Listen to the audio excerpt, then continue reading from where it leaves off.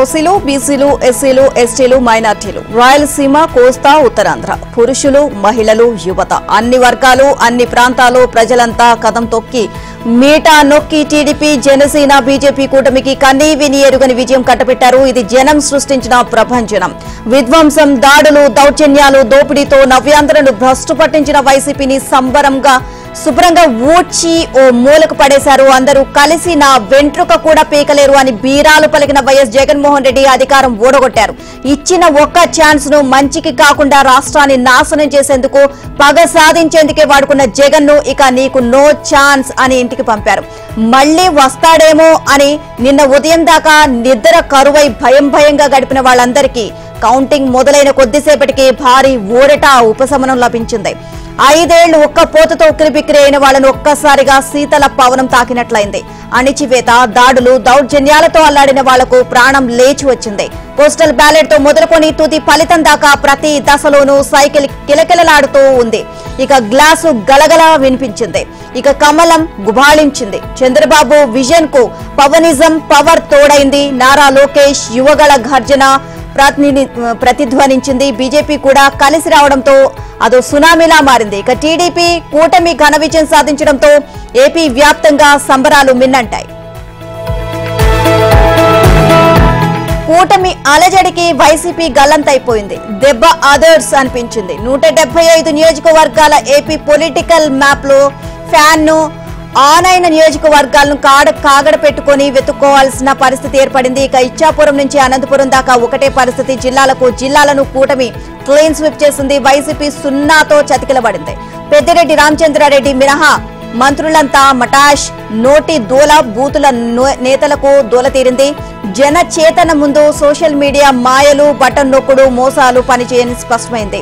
ఇక నువ్వు మంచి చేయలేదు జగన్, మీకు ఓటు వేయలేం అనే జగన్ కు ఓటమి రుచి ఘాటుగా చూపించారు. ఇది జన విజయం, ఘన విజయం, నవ్యాంధ్ర భవిష్యత్తుకు ఊపిరిలూదిరిన విజయం. అంతా దేవుడు రాసిన స్క్రిప్ట్ ప్రకారమే. 4 దశాబ్దాల టీడీపీ చరిత్రలోనే కనీవిని ఎరిగని ఘన విజయం. తెలుగు రాష్ట్రాల ఎన్నికల చరిత్రలో నభూతోన అనిపించే ఫలితం. టీడీపీ, జనసేన, బీజేపీ కూటమి కలిసికట్టుగా సాధించిన సాధారణ గెలుపు. ఇది విజయగాథ. వైసీపీది వ్యధ. ఇక అవినీతి, అరాచకం, అభివృద్ధి లేమిపై మండిపడిన జనం ఇచ్చిన తీర్పిది. దేశంలోనే మరే అధికారి పార్టీకి ఎదురుకాని ఘోర పరాభవం వైసీపీకి ఎదురైంది. 8 ఉమ్మడి జిల్లాలో వైసీపీ ఒక్కటంటే ఒక్క సీటు గెలవలేకపోయింది. జగన్ సొంత జిల్లా కడపలోనే 3 స్థానాలతో సరిపెట్టుకోవాల్సి వచ్చింది. ప్రకాశం, విశాఖ, కర్నూలు, చిత్తూరు జిల్లాలో 2 సీట్లతో సరిపెట్టుకుంది. ఇక వెరసి గత ఎన్నికల్లో 151 గెలుచుకొని ఇప్పుడు వైనాట్ 175 అని గర్జించిన జగన్ పార్టీ కేవలం 11 స్థానాలకు పరిమితమైంది. దేశ చరిత్రలోనే ఒక అధికార పార్టీ ఇంత ఘోరంగా ఓడిపోయిన దాఖలాలు లేవు అని చెప్పవచ్చు. గత ఎన్నికల్లో టీడీపీ కేవలం 23 స్థానాల్లో నెగ్గింది. ఇప్పుడు వైసీపీకి అందులో సగం కూడా రాకపోవడం గమనార్హం. ఇప్పుడు పొత్తుల్లో భాగంగా 144 స్థానాల్లో పోటీ చేసిన టీడీపీ ఏకంగా 135 చోట్ల జయకేతనం ఎగురవేసింది. ఇక 16 లోక్సభ స్థానాలను సొంతం చేసుకుంది. 21 అసెంబ్లీ, 2 లోక్సభ స్థానాల్లో పోటీ చేసి ఒక్కటి మిస్ కాకుండా 100% స్ట్రైక్ రేట్ తో జనసేన కొత్త రికార్డు సృష్టించింది. ఇక 10 స్థానాల్లో పోటీ చేసిన బీజేపీ 8 జయకేతనం ఎగురవేసింది. పొత్తుల్లో భాగంగా 6 లోక్సభ స్థానాల్లో పోటీ చేసిన కమలం 3 వికసించింది. ఈ ప్రాంతం ఆ ప్రాంతం అని తేడా లేకుండా శ్రీకాకుళం నుంచి చిత్తూరు దాకా కూటమి విజయం దుందిపి మోగించింది. 2019 ఎన్నికల ముఖ చిత్రం తిరగబడింది. అప్పట్లో ఉత్తరాంధ్రలోని 32 స్థానాలు 8 చోట్ల గెలిచిన వైసీపీ బలం ఇప్పుడు ఏకంగా 2కు పడిపోయింది. కోస్తాలో వైసీపీ గెలిచిన స్థానాల సంఖ్య 74 నుంచి 2కు దిగజారింది. సీమలో మేమే సింహాలం అని గొప్పలు చెప్పుకునే వైసీపీకి అక్కడ చుక్కెదురైంది. రాయలసీమలోని 52 స్థానాలు వైసీపీకి దక్కిన సీట్లు కేవలం 7. టీడీపీ, జనసేన, బీజేపీ అభ్యర్థులు ఆషామాషిగా గెలవలేదు. 10,000తో గట్టెక్కుతాం అనుకున్న వాళ్లు సైతం 25,000కు పైగా ఆధిక్యం సాధించేశారు. ఇక ఎంపీ అభ్యర్థులు 1,00,000, 2 లక్షల మెజారిటీ కొట్టేశారు. మరోవైపు పులివెందుల్లో జగన్ ఆధిక్యం భారీగా పడిపోయింది. పెద్దిరెడ్డి రామచంద్రారెడ్డి మినహా మంత్రుల్లో ఒక్కరంటే ఒక్కరూ గెలవలేదు. వైసీపీ సీనియర్ నేత మంత్రి బొజ్జ సత్యనారాయణకు చేదు అనుభవం ఎదురైంది. ఎమ్మెల్యేలను స్థానాలు మార్చి జగన్ చేసిన ప్రయోగాలు ఫలించలేదు. సీట్లు మారిన వారెవరూ గెలవలేదు. బందరు, తిరుపతి, చంద్రగిరి ఇలా వారసులు నిలిచిన బరులేవి వైసీపీకి చిక్కలేదు. ఒక ముక్కలో చెప్పాలంటే కూటమి సృష్టించిన సునామీలో వారు వీరు అని కాకుండా వైసీపీ అభ్యర్థులంతా గల్లంతయ్యారు.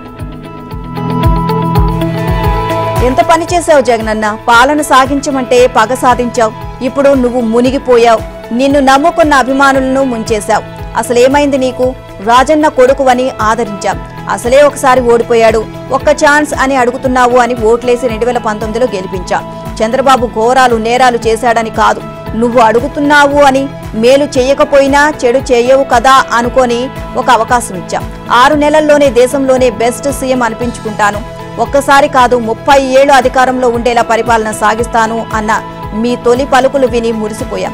నిజంగానే మంచి చేస్తావని గట్టిగా నమ్మాం. కానీ మీరేం చేశారు? వచ్చి రాగానే ప్రజావేదిక కూల్చేశావు, అమరావతిని నాశనం చేశావు, పోలవరంపై పగబట్టావు, అభివృద్ధి కాదు బటన్ నొక్కితే చాలనుకున్నావు, పరిశ్రమలను తరిమేశావు, పెట్టుబడిదారులను భయపెట్టావు, జనానికి అన్నం పెడితే చాలు కూరలు పెట్టుకున్నా పర్వాలేదు అనుకుంటే ఎలా? ఈ సింపుల్ లాజిక్ కూడా మరిచిపోయావేం జగనన్న? అభివృద్ధి సంక్షేమం రెండు ముఖ్యమే కదా, నేను ఇచ్చేవాడిని మీరు తీసుకునేవాళ్లు అని పోజులు కొడితే ఎలా? పేదలకు కూడా ఆత్మాభిమానం ఉంటుంది అని మర్చిపోయావా? వాళ్లు సొంతంగా కష్టపడి సంపాదించుకుని తింటే తృప్తి, దానికి సంక్షేమం కూడా తోడైతే సంతృప్తి. తృప్తి లేకుండా సంతృప్తి ఎక్కడిది? ఫలితం చూశావు కదా, మా ఓటు బ్యాంకు అని మీరు ఘనంగా చెప్పుకున్న పేదలు కూడా చేయిచ్చారు. అసెంబ్లీ ఎన్నికల్లో ఘన విజయం సాధించిన తెలుగుదేశం పార్టీ అధినేత చంద్రబాబు ముఖ్యమంత్రిగా ఈ నెల 9వ తేదీన ప్రమాణ స్వీకారం చేయనున్నారు. ఆ రోజు ఉదయం 11:53 ఆయన పదవీ ప్రమాణం చేస్తారు. ఇక ఆ పార్టీ వర్గాలు తెలియజేశాయి. పండితులు ముహూర్తం ఖరారు చేసినట్లు సమాచారం. 12న కూడా ఒక ముహూర్తాన్ని వారు సూచించారు. కానీ మరీ ఆలస్యం అవుతుందని టీడీపీ ముఖ్యులు వద్దనుకున్నారని అంటున్నారు. ఇప్పుడు ప్రమాణ స్వీకార స్థలంపై తర్జన భర్జనలు జరుగుతున్నాయి. మంగళగిరికి తూర్పు దిశలో ఈ కార్యక్రమం నిర్వహిస్తే బాగుంటుందని వాస్తు పండితులు సలహా ఇచ్చారు. ఆ దిశలో విజయవాడ గుంటూరు జాతీయ రహదారి పక్కన అనువైన మైదానం కోసం టీడీపీ నేతలు అన్వేషిస్తున్నారు. 1-2 రోజుల్లో తుది నిర్ణయం తీసుకుంటారు. కాగా బాబును లాంఛనంగా కూటమి నేతగా ఎన్నుకోవడానికి టీడీపీ, జనసేన, బీజేపీ పార్టీల ఎమ్మెల్యేలు సమావేశాన్ని 7వ తేదీన నిర్వహించే అవకాశం ఉంది. ఇక బాబును శాసనసభలో తమ నేతగా ఎన్నుకొని ప్రభుత్వ ఏర్పాటుకు ఆహ్వానించాల్సిందిగా గవర్నర్ అబ్దుల్ నజీర్ కు లేఖ అందిస్తారు. ఆయన నుంచి ఆహ్వానం అందాక చంద్రబాబు ముఖ్యమంత్రిగా ప్రమాణ స్వీకారం చేస్తారు. ఇంకోవైపు ఆయన జనసేనాని పవన్ కళ్యాణ్ బుధవారం ఉదయం ఢిల్లీ వెళ్తున్నారు. ఎన్డీఏ భాగస్వామ్య పార్టీల సమావేశానికి రావాలని బీజేపీ జాతీయ అధ్యక్షుడు జేపీ నడ్డా ఫోన్ చేసి ఆహ్వానించారు. ఏపీ ప్రజలు టీడీపీ, జనసేన, బీజేపీపై గురుతరమైన బాధ్యత పెట్టారని టీడీపీ జాతీయ ప్రధాన కార్యదర్శి నారా లోకేష్ అన్నారు. మంగళగిరిలో ఘన విజయం సాధించిన తర్వాత ఆయన మీడియాతో మాట్లాడారు. దారి తప్పిన రాష్ట్రాన్ని గాడిలో పెట్టేందుకు, రాష్ట్రంలో నిరుద్యోగ యువతకు ఉద్యోగాలు కల్పించేందుకు, సంక్షేమం, అభివృద్ధి జోడెదుల బండిలా ముందుకు తీసుకువెళ్లేందుకు గొప్ప బాధ్యత అప్పగించారు. ఆ బాధ్యత నెరవేర్చేందుకు అహర్నిశలు కష్టపడతాం. 3 పార్టీలు కలిసికట్టుగా పనిచేసి రాష్ట్రానికి పూర్వ వైభవం తెస్తాం. ప్రజలు ఇచ్చిన విజయాన్ని గుండెల్లో పెట్టుకుంటాం. 1985 నుంచి మంగళగిరిలో పసుపు జెండా ఎగరలేదు. కూటమి శ్రేణుల సహకారంతో 91,000 పైచీలకు మెజారిటీతో విజయం సాధించామని అన్నారు. మంగళగిరిని ఆదర్శ నియోజకవర్గంగా తీర్చిదిద్దుతాను అని, నిబంధనలు ఉల్లంఘించిన అధికారులపై చర్యలు తీసుకుంటాము అని అన్నారు. ఇక కక్ష సాధింపులు, వేధింపులు లాంటివి తమకు తెలియదు అన్నారు. ఆస్తుల ధ్వంసం అనేది మాకు తెలియదు. వ్యక్తిగతంగా దొంగ కేసులు పెట్టి జైలుకు పంపించబోం. తప్పు చేయని వారిపై కక్ష సాధింపులు ఏమీ ఉండవు. విభజన చట్టం మేరకు ఏపీకి రావాల్సిన వాటి గురించి అడుగుతాం. ప్రభుత్వంలో నా పాత్ర ఏంటో చంద్రబాబు నిర్ణయిస్తారు. ఒకే రాజధాని అమరావతి, 3 పార్టీల నేతలు దీనికి కట్టుబడి ఉన్నాం. అన్ని జిల్లాలను సమగ్రంగా అభివృద్ధి చేస్తాం. వైసీపీ ప్రభుత్వం చేసిన తప్పులు మేము చేయబోం. దారి తప్పిన రాష్ట్రాన్ని సరైన దారిలో పెడతామని లోకేష్ స్పష్టం చేశారు. రాష్ట్ర ఎన్నికల్లో 5 కోట్ల మంది ఆంధ్రులు గెలిచారని జనసేన అధ్యక్షుడు పవన్ కళ్యాణ్ వ్యాఖ్యానించారు. రాష్ట్ర ప్రజలు అందించిన చారిత్రక విజయంతో తన బాధ్యత మరింత పెరిగింది అన్నారు. ఇక ప్రజలకు ఇచ్చిన మాట ప్రకారం జవాబుదారీ ప్రభుత్వాన్ని ఏర్పాటు చేస్తామని అన్నారు. మంగళవారం సాయంత్రం మంగళగిరిలోని జనసేన కార్యాలయానికి చేరుకున్న ఆయన పార్టీ శ్రేణులను ఉద్దేశించి ప్రసంగించారు. వైసీపీ, జగన్ మనకు వ్యక్తిగత శత్రువులు కాదు, వారు ఓడిపోయారు కదా అని కక్ష సాధింపులకు దిగే సమయం ఇది కాదు. 5 కోట్ల మంది ప్రజల కోసం పనిచేసే సమయం ఇది. విభజన జరిగినప్పటి నుంచి ఈ రోజు వరకు నలుగుతూనే ఉన్నాం. ఇక ఆ చీకటి రోజులు నేటితో అయిపోయాయి. ప్రతి ఒక్కరం భవిష్యత్తు తరాల కోసం బాధ్యతని భుజాలపై వేసుకోవాలి. దేశంలో 100కు 100% సీట్లు సాధించిన పార్టీ మనదే. ఏపీ భవిష్యత్తుకు బలమైన పునాదులు వేసే సమయం వచ్చింది అని పవన్ పేర్కొన్నారు. ప్రభుత్వ ఉద్యోగులకు సంబంధించిన సిపిఎస్ విషయంలో బాధ్యత తీసుకుంటాను అని పవన్ కళ్యాణ్ హామీ ఇచ్చారు. ఏరు దాటాక తెప్ప వదిలేసే రకం నేను కాదు. సిపిఎస్ కు సరిసమానంగా ఎలా న్యాయం జరుగుతుందో చూసి ఏడాదిలోపే నిర్ణయం తీసుకుంటాం. మెగా డిఎస్సీ నోటిఫికేషన్ విడుదల చేయించే బాధ్యత నేను తీసుకుంటాను. 5 ఏళ్లలో రోడ్లు వేయలేదు, అరాచకం చేశారు. ఇకపై శాంతి భద్రతలు బలంగా ఉంటాయి అని అన్నారు. ఇది కూటమి సునామీ. ఓటర్లు వరద గోదావరిలా వచ్చి వైసీపీని బంగాళాఖాతంలో కలిపేశారు. జిల్లాలో తెలుగుదేశం, జనసేన, బీజేపీ కూటమి అఖండ విజయం సాధించింది. 5 ఏళ్ల పాటు జిల్లాను అస్తవ్యస్తం చేసిన వైసీపీ మంత్రులు, ఎమ్మెల్యేలు కనుచూపులో కూడా కనిపించకుండా పోయారు. జిల్లాలో మొత్తం వైసీపీ కుదేలైపోయింది. ముందుగా అంచనా వేసిన విధంగానే జిల్లాలో కూటమి అభ్యర్థులంతా విజేతలుగా నిలిచారు. రాజమహేంద్రవరం పార్లమెంట్ స్థానం నుంచి ఎన్టీఆర్ కూతురు బీజేపీ రాష్ట్ర అధ్యక్షురాలు దగ్గుపాటి పురంధేశ్వరి ఈ పార్లమెంటు చరిత్రలోని ఎవరూ సాధించినంత భారీ మెజారిటీతో గెలుపొందారు. ఇక రాజమహేంద్రవరం రూరల్ నుంచి సిట్టింగ్ ఎమ్మెల్యే గోరంట్ల బుచ్చయ్య చౌదరి అఖండ విజయం సాధించి 7వ అసెంబ్లీలోకి అడుగు పెడుతున్నారు. ఆయన దెబ్బకు రాష్ట్ర మంత్రి చెల్లుబోయిన వేణు కుదేలైపోయారు. ఈసారి జిల్లా నుంచి యువకులు కూడా అసెంబ్లీలోకి వెళ్తున్నారు. రాజమండ్రి సిటీ నుంచి కూటమి ఆదిరెడ్డి వాసు అఖండ విజయం సాధించారు. ఆయన తొలిసారిగా అసెంబ్లీలోకి వెళ్తున్నారు. ఇక ఆయన వైసీపీ ఎంపీ మార్గాని భరత్ ను ఓడించడంతో పాటు అత్యధిక మెజారిటీ సాధించారు. 2019 ఎన్నికల్లో వాసు సతీమణి ఆదిరెడ్డి భవానీ గెలిచిన సంగతి తెలిసిందే. ఆమె కంటే ఎక్కువ మెజారిటీ సాధించి రికార్డు సృష్టించారు. గోపాలపురం నుంచి కూటమి టీడీపీ అభ్యర్థి మద్దిపాటి వెంకట్రాజు కూడా తొలిసారిగా అసెంబ్లీలోకి ప్రవేశిస్తున్నారు. ఇక విద్యావంతుడైన వెంకట్రాజు వైసీపీ ప్రభుత్వంలో 5 ఏళ్లు మంత్రిగా బాధ్యతలను నిర్వహించిన తానేటి వనితను కోలుకొని దెబ్బతి కొట్టారు.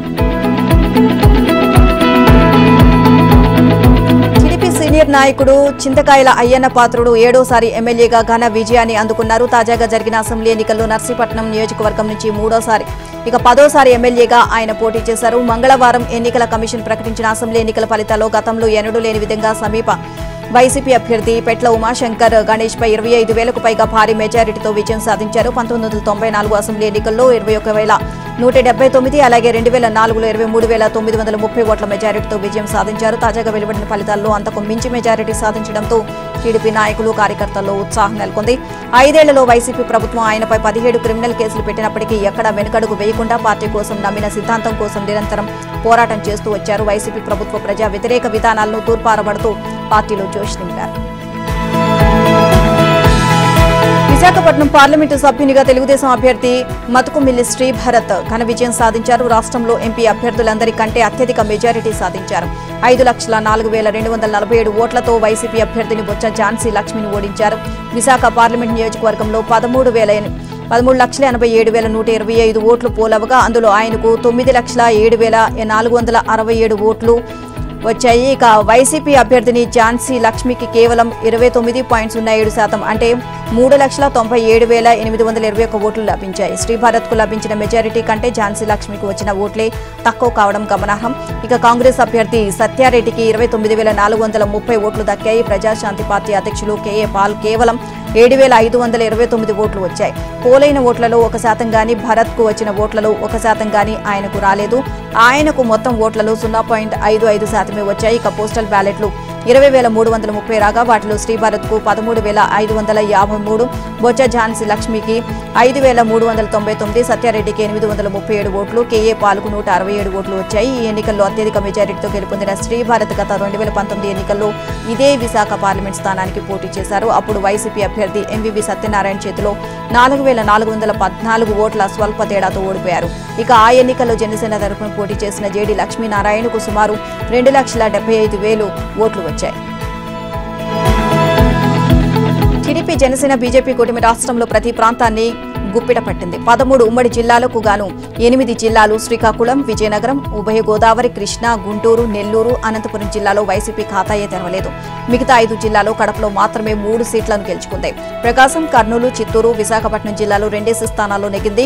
గత ఎన్నికల్లో ఉత్తరాంధ్రలోని మొత్తం 34 స్థానాలకు గాను గత ఎన్నికల్లో 28 సీట్లను సాధించిన వైసీపీ ఈ దఫా కేవలం 2 గెలుచుకుంది. గోదావరి, దక్షిణ కోస్తాలోని 89 స్థానాలకు గాను వైసీపీ 2 సీట్లు మాత్రమే గెలుచుకుంది. ఆ 2 కూడా ప్రకాశం జిల్లాలోనే వచ్చాయి. ఇక తూర్పు, పశ్చిమ, కృష్ణా, గుంటూరు, నెల్లూరు జిల్లాలో ఆ పార్టీకి ఒక్కటంటే ఒక్కటి కూడా రాలేదు. ఇక రాయలసీమలోని 4 జిల్లాల్లో 52 అసెంబ్లీ సీట్లకు గాను గత ఎన్నికల్లో ప్రజలు జగన్ కు ఏకంగా 49 సీట్లు కట్టబెట్టారు. ఇప్పుడు 7 సీట్లు ఇచ్చి సరిపెట్టుకోమన్నారు. ఇక మొత్తంగా 175 అసెంబ్లీ స్థానాలకు వైసీపీకి 11 మాత్రమే దక్కాయి. తెలంగాణ లోక్సభ ఎన్నికల ఫలితాలు పోటాపోటీగా వచ్చాయి. మొత్తం 17 లోక్సభ స్థానాల్లో కాంగ్రెస్ 8 చోట్ల గెలుపొందగా బీజేపీ 8 చోట్ల జయకేతనం ఎగురవేసింది.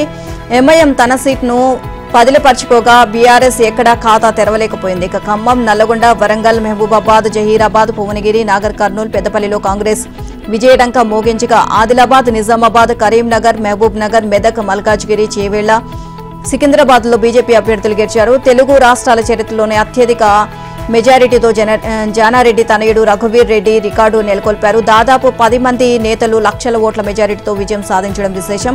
ఇక నల్గొండలో కాంగ్రెస్ అభ్యర్థి రఘువీర్ రెడ్డి బీజేపీ అభ్యర్థి సైదిరెడ్డిపై 5,59,905 ఓట్ల మెజారిటీతో భారీ విజయం సాధించడం విశేషం. తెలుగు రాష్ట్రాల చరిత్రలో ఇదే అత్యధిక మెజారిటీ. 2011లో కడప లోక్సభ ఉప ఎన్నికల్లో 5.43 లక్షల మెజారిటీతో జగన్ గెలవగా అంతకు మించిన మెజారిటీతో రఘువీర్ విజయం సాధించారు. ఖమ్మంలో కాంగ్రెస్ అభ్యర్థి రఘురామరెడ్డి విజయం సాధించారు. ఆయన బీఆర్ఎస్ అభ్యర్థి నామ నాగేశ్వరరావుపై 4,67,847 ఓట్ల మెజారిటీతో గెలుపొందారు. దేశంలోనే అతిపెద్ద పార్లమెంటు నియోజకవర్గం మినీ ఇండియాగా పిలువబడి మల్కాజిగిరి పార్లమెంటు పరిధిలోని ప్రజలు విలక్షణ తీర్పునిచ్చారు. 6 నెలల క్రితం జరిగిన అసెంబ్లీ ఎన్నికల్లో పార్లమెంటు పరిధిలోని 7 అసెంబ్లీ నియోజకవర్గాల్లో బీఆర్ఎస్ కు ప్రజలు స్పష్టమైన మెజారిటీ కట్టబెట్టారు. 7ంటికి 7 స్థానాల్లో బీఆర్ఎస్ అభ్యర్థులు గెలుపొందారు. కుత్బుల్లాపూర్ నియోజకవర్గంలో రాష్ట్రంలోని అత్యధిక మెజారిటీ సాధించింది. ఇక ప్రస్తుతం జరిగిన పార్లమెంట్ ఎన్నికల్లో బీఆర్ఎస్ కనీస పోటీని ఇవ్వలేకపోయింది. ఈటెల రాజేందర్ కు వచ్చిన మెజారిటీ ఓట్లు కూడా బీఆర్ఎస్ అభ్యర్థికి రాలేదు. బీఆర్ఎస్ ఓట్లన్నీ కూడా క్రాస్ ఓటింగ్ జరిగి బీజేపీకి పోలైనట్లు ఆ పార్టీ శ్రేణులు చర్చించుకోవడం గమనార్హం. మల్కాజిగిరి పార్లమెంటు నుంచి గెలుపొందిన ఈటెల రాజేందర్ అసెంబ్లీ ఎన్నికల్లో 2 స్థానాల్లో పోటీ చేసి ఓడిపోయారు. హుజూరాబాద్, గజ్వేల్ స్థానాల్లో పోటీ చేసి ఓటమి చెందారు. తిరిగి పార్లమెంట్ ఎన్నికల్లో మేడ్చల్ జిల్లా మల్కాజిగిరి పార్లమెంట్ నుంచి పోటీ చేసి గెలుపొందారు. సీఎం రేవంత్ రెడ్డి కూడా 2019లో జరిగిన అసెంబ్లీ ఎన్నికల్లో కొడంగల్ నియోజకవర్గంలో ఓటమి చెంది మల్కాజిగిరి పార్లమెంటు నుంచి పోటీ చేసి గెలుపొందారు. అనంతరం టీపీసీసీ అధ్యక్షుడిగా పనిచేసిన 2023లో జరిగిన అసెంబ్లీ ఎన్నికల్లో గెలుపొంది ఏకంగా సీఎం పీఠాన్ని అధిష్ఠించారు. ఇక ఈటెల రాజేందర్ కూడా అదే తరహాలో తన అదృష్టాన్ని పరీక్షించుకున్నారు. గతంలో జరిగిన పరిణామాలను బట్టి చూస్తే ఈటెల రాజేందర్ కూడా కేంద్ర మంత్రి అయ్యే అవకాశం ఉందని, మల్కాజిగిరి పార్లమెంటు నుంచి గెలుపొందిన వారు ఉన్నత చదువులు పొందే అవకాశం ఉందని ప్రజలు చర్చించుకుంటున్నారు. ఆంధ్రప్రదేశ్ ఎన్నికల్లో విజయం సాధించిన టీడీపీ జనసేన అధినేతలు చంద్రబాబు నాయుడు, పవన్ కళ్యాణ్లకు తెలంగాణ రాష్ట్ర ముఖ్యమంత్రి పీసీసీ అధ్యక్షుడు రేవంత్ రెడ్డి అభినందనలు తెలియజేశారు. ఇరు రాష్ట్రాల మధ్య సత్సంబంధాలు కొనసాగిస్తామని అన్నారు. ఇరు రాష్ట్రాల మధ్య ఉన్న సమస్యలను చర్చల ద్వారా పరిష్కరించుకుంటామన్నారు. అభివృద్ధి పదం వైపు సాగుదామని ఆకాంక్షించారు. ఈ మేరకు ఏపీలో కూటమి నేతలకు అభినందనలు తెలియజేశారు. తన ఎక్స్ లో ట్వీట్ చేశారు. ప్రధానమంత్రి నరేంద్ర మోదీ టీడీపీ కూటమి నేతలను అభినందించారు. టీడీపీ అధినేత చంద్రబాబుకు ఫోన్లో అభినందనలు తెలియజేశారు. దేశాభివృద్ధికి కలిసికట్టుగా పనిచేద్దామని అన్నారు. అసెంబ్లీ ఎన్నికల్లో ఓటమి పాలై రాష్ట్రంలో అధికారం కోల్పోయిన బీఆర్ఎస్ పార్లమెంటు ఎన్నికల్లో మరింత దయనీయ స్థితికి దిగజారింది. రాష్ట్రంలోని 17 స్థానాల్లో ఒకటి కూడా దక్కించుకోలేకపోయింది. దీంతో ఈసారి లోక్సభలో ప్రాతినిధ్యం కోల్పోనుంది. ఏకంగా 7 స్థానాల్లో గులాబీ పార్టీ డిపాజిట్ కోల్పోయింది. ముక్కోణపు పోటీలో కేవలం 2 చోట్ల ఖమ్మం, మహబూబాబాద్ మాత్రమే బీఆర్ఎస్ అభ్యర్థులు 2వ స్థానంలో నిలిచారు. నిజామాబాద్, జహీరాబాద్, ఆదిలాబాద్, హైదరాబాద్, చేవెళ్ల, మల్కాజిగిరి, మహబూబ్ నగర్ స్థానాలు డిపాజిట్ కోల్పోయారు. మొత్తంగా 14 చోట్ల గులాబీ పార్టీ 3వ స్థానానికి పరిమితమైంది. హైదరాబాద్ లో ఏకంగా 4వ స్థానానికి దిగజారింది. రాష్ట్ర వ్యాప్తంగా ఓట్ల పరంగా కూడా బీఆర్ఎస్ దారుణంగా దెబ్బతింది. ఇటీవల అసెంబ్లీ ఎన్నికల్లో సాధించిన ఓట్లలో సగం కూడా తెచ్చుకోలేకపోయింది. 2023 ఈ అసెంబ్లీ ఎన్నికల్లో 39 ఎమ్మెల్యే స్థానాలను గెలుచుకున్న బీఆర్ఎస్ మొత్తం పోలైన ఓట్లలో 37.35%తో 87,053 లక్షల ఓట్లు సాధించింది. ఇక కానీ ప్రస్తుత లోక్సభ ఎన్నికల్లో 16.68%తో దాదాపు 36.38 లక్షల ఓట్లకి పరిమితమైంది. కొద్ది నెలల వ్యవధిలోనే ఏకంగా 60% ఓట్లు కోల్పోయింది. ఆ పార్టీ పుట్టినప్పటి నుంచి జరిగిన ఎన్నికల్లో తొలిసారిగా ఒక్క సీటు కూడా గెలవని పరిస్థితి నెలకొంది. లోక్సభ ఎన్నికల ఫలితాలపైన భారత రాష్ట్ర సమితి వర్కింగ్ ప్రెసిడెంట్ కేటీఆర్ స్పందించారు. పార్టీ స్థాపించి 24 సంవత్సరాల సుదీర్ఘ ప్రస్థానంలో అన్ని రకాల ఎత్తుపల్లాలను చూశాము అన్నారు. అద్భుతమైన విజయాలతో పాటు అనేక ఎదురు దెబ్బలు ఎదుర్కొన్నాము అన్నారు. తెలంగాణ రాష్ట్రాన్ని సాధించడమే మాకు అతిపెద్ద గౌరవమని తెలిపారు. ఒక ప్రాంతీయ పార్టీగా వరుసగా 2 సార్లు అద్భుతమైన మెజారిటీలతో ప్రభుత్వాన్ని ఏర్పాటు చేసుకున్నామని గుర్తు చేశారు. 2014లో 63 సీట్లతో ప్రభుత్వాన్ని ఏర్పాటు చేస్తే 2018లో 88 స్థానాలతో రెండవసారి ప్రభుత్వాన్ని విజయవంతంగా ఏర్పాటు చేశామని అన్నారు. ప్రస్తుతం శాసనసభలో 39 సీట్లతో 1/3 స్థానాలతో ప్రధాన ప్రతిపక్షంగా కొనసాగుతున్నామని చెప్పారు. ఈ రోజు వచ్చిన ఎన్నికల ఫలితాలు ఖచ్చితంగా నిరాశను కలిగించాయని కేటీఆర్ స్పష్టం చేశారు. అయినా ఎప్పటిలాగే మరింత కష్టపడి ఉన్నత శిఖరాలకు చేరుకుంటామని అన్నారు. విశ్వాసం ఉంది అన్నారు. ఇక ఫినిక్స్ పక్షి లెక్క తిరిగి పుంజుకుంటాము అని చెప్పి తెలియజేశారు. కాగా 2014లో తెలంగాణ రాష్ట్ర ఆవిర్భావం నుంచి రాష్ట్రాన్ని ఏలిన కె చంద్రశేఖరరావు ఇంటిబాట పడుతున్నారు. అయితే భారత రాష్ట్ర సమితి లోక్సభ ఎన్నికల్లో రాష్ట్రంలోని 17 పార్లమెంటు స్థానాలు ఒకటి కూడా గెలుచుకోలేకపోయింది. కనీసం ఆధిక్యం దరిదాపుల్లోకి కూడా బీఆర్ఎస్ కు చెందిన నేతలు రాకపోవడం గమనార్హం. తెలంగాణలో ఈ లోక్సభ ఎన్నికల్లో బీజేపీ, కాంగ్రెస్ మధ్య పోటీ నెలకొంది. ఒక్కొక్కటి 8 స్థానాల్లో గెలుపొందాయి. మిగిలిన సీటు హైదరాబాద్ ఏఐఎంఎం యొక్క కంచుకోట. అక్కడ పార్టీ అధినేత అసదుద్దీన్ ఓవైసీ గెలుపొందారు.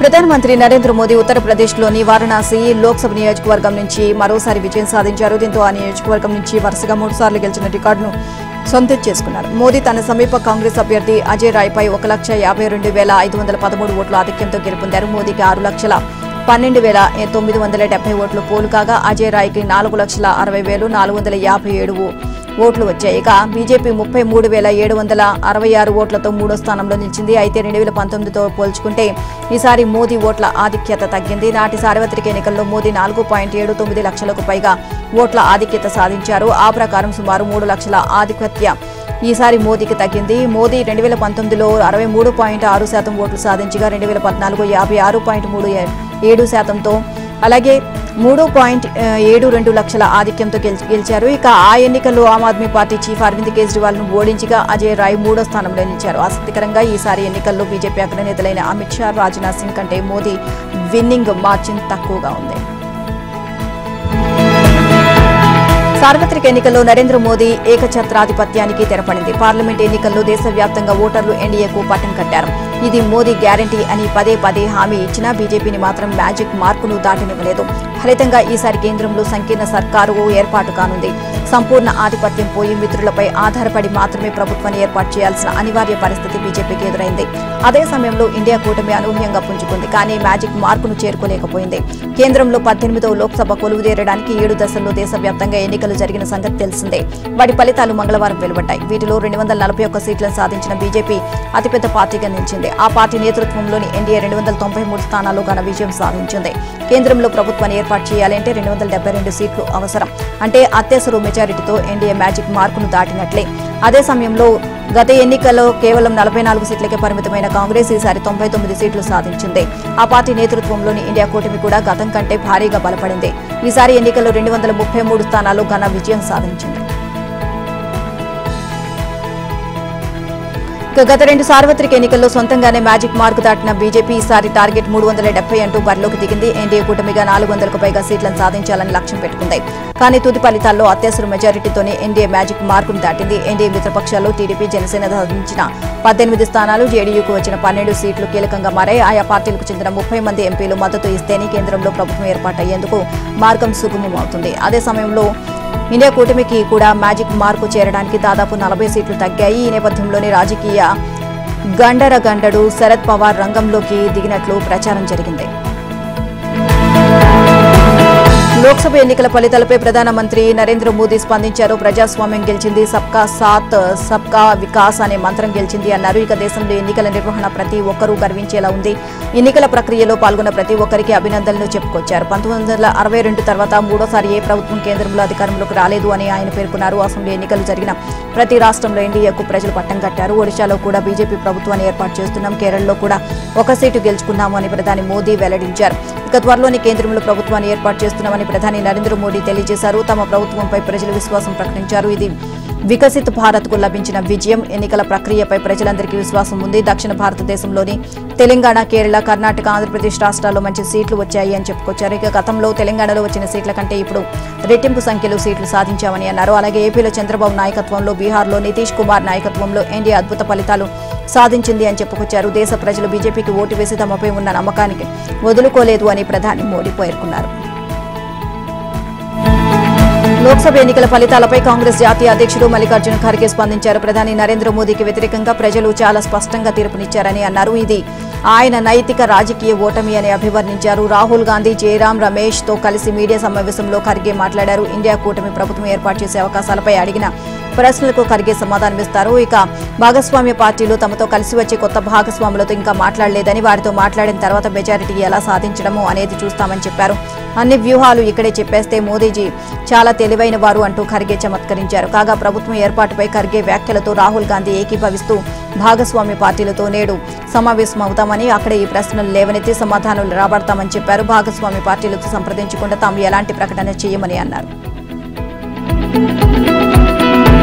ఎన్డీఏ కూటమిని ఆంధ్రప్రదేశ్, బీహార్ ఆదుకున్నాయి. ఏపీలో కూటమి అభ్యర్థులు 18 స్థానాలు విజయం సాధిస్తే బీహార్లో బీజేపీతో కలిపి కూటమి 24 స్థానాలు గెలిచింది. ఇక ఈ 2 రాష్ట్రాలే ఎన్డీఏ కూటమి ఆధిక్యంలోకి రావడానికి కారణమైంది. ఇక మధ్యప్రదేశ్, ఢిల్లీలో బీజేపీ క్లీన్ స్వీప్ చేయగా ఒడిశా, గుజరాత్, ఛత్తీస్గఢ్, ఉత్తరాఖండ్, అసోం, జార్ఖండ్, హిమాచల్ ప్రదేశ్, త్రిపురలో బీజేపీ తన పట్టును నిలబెట్టుకుంది. తెలంగాణలో గతంతో పోలిస్తే రెట్టింపు సీట్లను సాధించింది. ఇక ఈసారి దక్షిణాదిపైన ప్రత్యేకంగా కనేసిన బీజేపీ తమిళనాడులో సిట్టింగ్ సీటును కోల్పోయిన కమ్యూనిస్టుల కంచుకోట కేరళలో కాలుమోపింది. ఇక్కడి త్రిశూర్లో సినీ నటుడు సురేష్ గోపి బీజేపీ నుంచి పోటీ చేసిన విజయం సాధించారు. ఇక అదే సమయంలో కూటమి భాగస్వామిగా పోటీ చేసి ఏపీలో 3 సీట్లు గెలిచినా కర్ణాటకలో 8 స్థానాలను కోల్పోయింది. ఇక ఈ ఎన్నికలకు సంబంధించి బీజేపీ పూర్తి స్థాయిలో ఆనందపడే సందర్భం ఒడిశాలో అధికారంలోకి రావడం, అక్కడ ఎంపీ సీట్లలోనూ మెజారిటీ సాధించడమే. రాజ్యాంగంపై మోదీ అమిత్ షా దాడిని ప్రజలు తిరస్కరించారని కాంగ్రెస్ అగ్రనేత రాహుల్ గాంధీ అన్నారు. మోదీ అమిత్ షాను వద్దని దేశం స్పష్టం చేసింది అని, 10 ఏళ్లుగా దేశాన్ని పాలిస్తున్న బీజేపీ నేతల తీరుపై సంతృప్తిగా లేమని ప్రజలు తేల్చేశారని పేర్కొన్నారు. అలాగే మోదీ అదానీ ఒకటే అని ప్రజలకు అర్థమైపోయిందని, మోదీ ప్రధానిగా లేకపోతే అదానీ కూడా ఉండలేరని స్టాక్ మార్కెట్ సూచీలు చెబుతున్నాయని అన్నారు. అదానీ మోదీకి అవినీతి సంబంధాలు ఉన్నాయని ఆరోపించారు. ఇక మంగళవారం సాయంత్రం ఇక్కడ కాంగ్రెస్ కేంద్ర కార్యాలయంలో పార్టీ అధ్యక్షుడు ఖర్గే, సోనియా గాంధీ, జయరాం రమేష్లతో కలిసి ఆయన మీడియాతో మాట్లాడారు. రాజ్యాంగాన్ని కాపాడేందుకే ఈ ఎన్నికల్లో పోరాడాం. మోదీ ప్రభుత్వం మా బ్యాంకు ఖాతాలను స్తంభింపచేసినప్పుడు, ముఖ్యమంత్రులను జైల్లో పెట్టినప్పుడు, పార్టీలను విచ్ఛిన్నం చేసినప్పుడు దేశ ప్రజలు ఐక్యంగా పోరాడతారని నేను భావించాను. ఇది నిజమని లోక్సభ ఎన్నికల ఫలితాలతో రుజువైంది. ఇక ఈ పోరాటంలో దేశంలో నిరుపేదలు, వెనుకబడిన వర్గాలు ఇండియా కూటమికి అండగా నిలబడ్డాయి అని రాహుల్ గాంధీ అన్నారు. ఇక కేంద్రంలో ప్రభుత్వ ఏర్పాటుకు తమ పాత్ర మిత్రులైన జేడీయూ, టీడీపీలను సంప్రదించే అంశంపై ఇండియా కూటమి నేతలు సమావేశమై నిర్ణయం తీసుకుంటాము అని చెప్పారు. ఢిల్లీలో నేడు ఎన్డీఏ పక్షాలు భేటీ కానున్నాయి. బీజేపీ సొంతంగా మ్యాజిక్ ఫిగర్ అయిన 272 సీట్లు సాధించలేకపోవడంతో మిత్రపక్షాల మద్దతుతోనే ప్రభుత్వాన్ని ఏర్పాటు చేయాల్సిన పరిస్థితి ఏర్పడింది. ఈ క్రమంలో బీజేపీ అధ్యక్షుడు జేపీ నడ్డా ఆధ్వర్యంలో ఎన్డీఏ పక్షాలు కీలక సమావేశం ప్రాధాన్యత సంతరించుకుంది. అయితే టీడీపీకి 16, జేడీయూకు 12 సీట్లు రావడంతో సమావేశంలో టీడీపీ అధినేత చంద్రబాబు, జేడీయూ చీఫ్ నితీష్ కీలకంగా కానున్నారు. ఇప్పటికే బాబుకు ప్రధాని మోదీ ఫోన్ చేసి మాట్లాడారు. ఈ నెల 9న ఏపీ ముఖ్యమంత్రిగా చంద్రబాబు ప్రమాణ స్వీకారం చేయనున్న నేపథ్యంలో కార్యక్రమానికి తాను హాజరవుతానని బాబుకు మోదీ చెప్పారు. కాగా సాధారణ మెజారిటీకి ఇండియా కూటమి 40 సీట్ల దూరంలో నిలిచిపోయిన నేపథ్యంలో మంగళవారం బాబు, నితీష్ కు NCP chief Sharad Pawar phone చేసి మాట్లాడినట్లుగా వార్తలు వచ్చాయి.